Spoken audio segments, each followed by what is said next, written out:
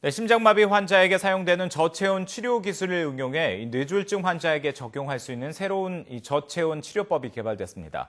이번에 새롭게 개발된 저체온 치료를 받은 이 뇌졸중 환자의 경우는 뇌 기능의 회복력이 2배 정도 좋아진 것은 물론 이 합병증도 절반으로 줄었다고 하는데요.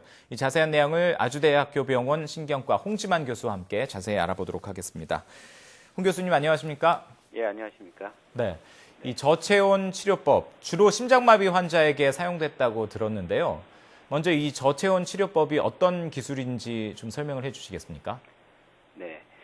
저체온 치료법은 환자의 체온을 일정 수준으로 떨어뜨려서 뇌를 비롯한 주요 장기에서 손상을 유발하는 신경 전달 물질 생성과 분비를 차단하고 또 조직의 대사율을 떨어뜨려서 조직에서 발생할 수 있는 2차 피해를 막는 요법이라고 할 수 있습니다.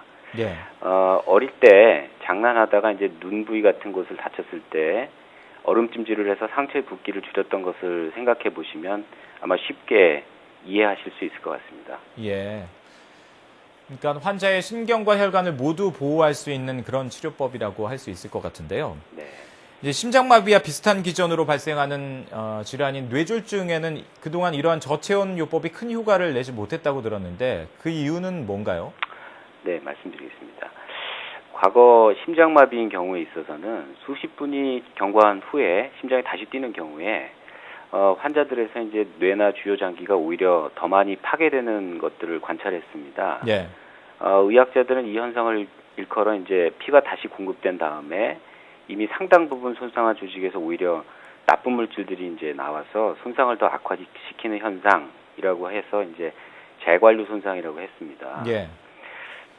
지금까지 밝혀진 바로는 이제 이 저체온 치료가 이러한 재관류 손상을 줄이는 것에 탁월한 효과를 가지는 것으로 알려져 있었습니다. 네. 사실 뇌졸중이 하나의 질환 같지만은 뇌졸중도 그 안에는 다양한 형태가 있습니다. 예. 예를 들면 혈관이 그냥 막히는 뇌경색도 있고 혈관이 터지는 뇌출혈도 있고 또 뇌경색 안에서도 또 막혔다가 다시 열리는 경우도 있고 뭐 굉장히 다양하다고 할 수가 있죠. 따라서 이제 저체온 치료가 효과가 있으려면은 심장과 같이 뇌졸중에서도 혈관이 막혔다가 다시 열려서 많은 양의 이제 재관류 손상이 예상되는 경우에 가장 적합한 치료가 될 수 있을 것 같은데 네. 지금까지 대부분 연구, 뇌졸중 연구에서는 이 재관류 손상에 특화된 연구를 하지 않았기 때문에 실패했었지 않나 이런 생각이 듭니다. 예. 그런데 이번에 그 뇌졸중 환자에게도 적용될 수 있는 저체온 치료법을 이제 개발을 하신 건데요. 그 연구 과정에 대해서 좀 이야기를 해주실까요? 아, 예. 운이 좋게도 저는 그 2009년도에 미국 샌디에고에서 열렸던 국제 뇌졸중학회에 참석을 했었습니다. 네. 당시 이제 수많은 사람들이 이제 익투스 L이라고 하는 그 뇌졸중 환자한테서 저체온 치료를 하는 그런 요법을 기대하고 있었는데요. 치료 결과는 완전히 실패하고 말았습니다. 즉 이제 폐렴이라는 부작용만 더 많이 이제 만들고 더 나쁜 임상 결과를 가져왔습니다. 당시 예. 이제 군중 속 안에 이제 앉아 있었던 저는 이 연구의 치료 지침이 일반적인 허혈성 뇌졸중 상황에서 적합하지 않을 것 같다 이런 생각을 좀 했었던 것 같습니다. 예. 기존의 이제 저체온 치료 요법으로 12시간에서 이제 24시간 정도의 요법을 사용하는데 이것 가지고는 이제 뇌부종이라 뇌출혈 같은 문제로 생사가 갈리는 이제 뇌졸중 발병 2일에서 5일까지 기간이 이제 커버가 안 될 수가 있고 네. 또 이제 기도 삭관을 하지 않은 상태에서 저체온이 유지된다면 저체온 자체에 의해서 의식이 떨어지는 그런 것 때문에 생길 수 있는 흡인성 폐렴 같은 상황들을 막을 수도 없었을 것 같습니다. 예. 또 이제 심장마비에서는 분명히 이제 재관류, 허혈 재관류에 의해서 발생하는 기전의 효과가 있었는데 왜 모든 기전의 뇌졸중을 다 포함하려고 하는지 등 많은 생각을 했던 것 같습니다. 그래서 이제 예.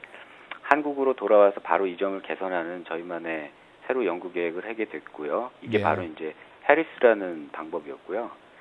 전 세계적으로는 한국이 이제 강점이 있는 기계적으로 막힌 혈관을 이제 뚫고 나서 그 다음에 이제 저체온을 하는 방식을 저희는 이제 채택을 했던 것 같습니다. 예.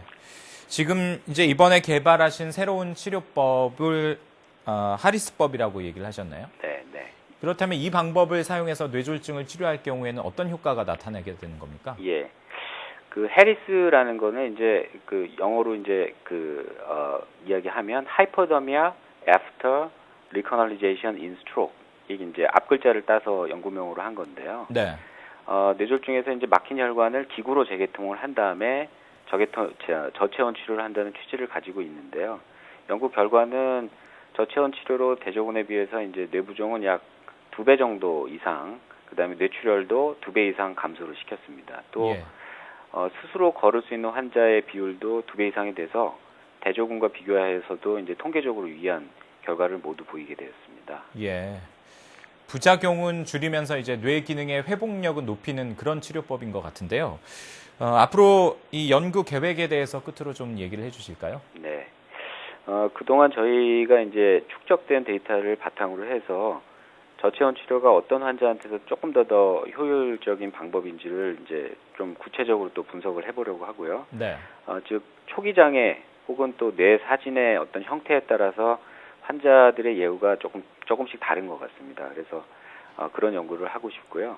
향후 저희 연구에 대한 이제 국외적인 초청에도 또 응대를 해서 발표를 네. 할 계획도 있고요. 마지막으로 이제 이 일을 또 가능하게 해준 전공의들하고 또 뇌졸중 간호사분들께도 진심으로 감사를 전하고 싶습니다.